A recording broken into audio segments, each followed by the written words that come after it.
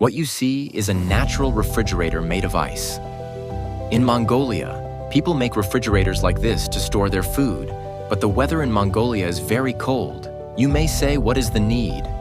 The reason why these refrigerators are made is to protect the food from wild animals, because there are wild animals that are forbidden to hunt here. Most importantly, snow leopards. Snow leopards are one of the rarest endangered animal species that are prohibited from hunting.